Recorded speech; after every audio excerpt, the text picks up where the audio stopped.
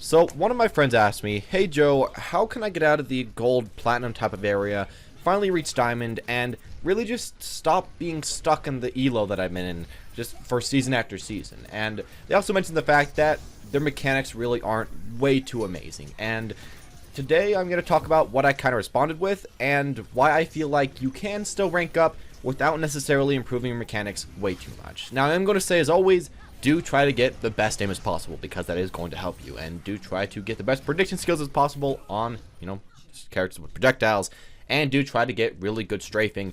All that's important, but that isn't always the most important stuff to help yourself rank up. And if you need some other ways to hopefully improve yourself other than just plan out mechanics, today I'm going to be talking about those and what you can kind of do to hopefully rank up in some cases. Now, the first thing I'm going to say to you guys is that if you are a player without great mechanics, of course, do practice the most that you can. But I think another thing that's just as important to tell you guys is that you should really stop worrying about all the shots that you're missing. Of course, you do want to kind of think about them to motivate yourself to actually practice to get better at shooting. But don't let those shots miss tilt you in a match. I think that happens with a lot of players. You're playing something like Widow or Hanzo, or even just something like McCree or Soldier, and you miss 1 or 2 clutch shots, and you're like, dang, if I had just a little bit better mechanics, I could have killed that guy. This match really sucks for me. I'm not doing that great, blah, blah, blah, and it just keeps going downhill from there. Just because you're missing some shots that you really should be hitting doesn't mean that you're going to be stuck in the rank that you are. There's a lot of other things that are important going on, and I think you kind of want to remember is that, sure, I might have missed those shots, but how did I miss them, and how can I use those shots that I missed to maybe hit some more shots in the future?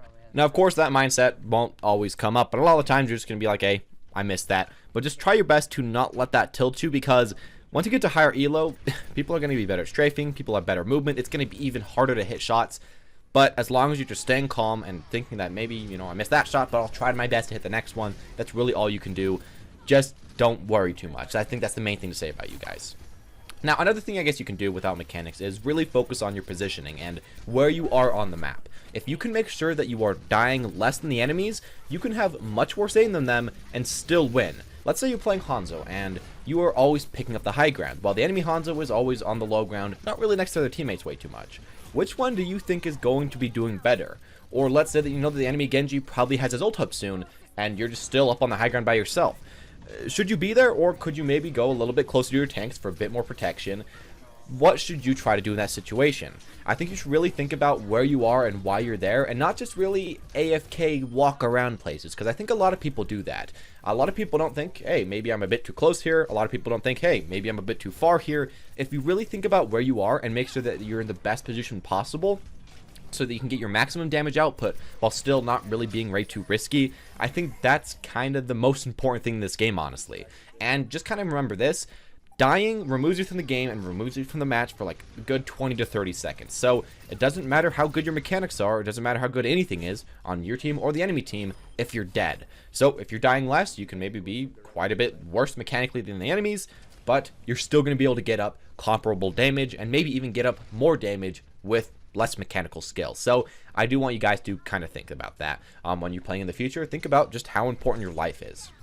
A different thing I want to talk about right here about, climbing without way too much mechanics is that you really want to make sure that your teammates are on your back, on your side, whatever you're going to say it, and really just make sure that they know kind of what you're doing. Ask every game for everybody to get in the voice chat. You don't have to tell them to talk in the voice chat, just for them to be there and to be able to listen to you. And then before every single push, tell your teammates to wait up, group up, try not to get picked, and then say, okay guys, let's go, let's attack, let's try to hit this person, and just keep calling out who you're going for. I think that's an insanely important thing for you to do. If you call out who you're attacking right at the beginning of a fight, everybody's going to kind of have an idea, hey, I don't have to hit this guy, but my teammate's calling it out, I'll probably go for it.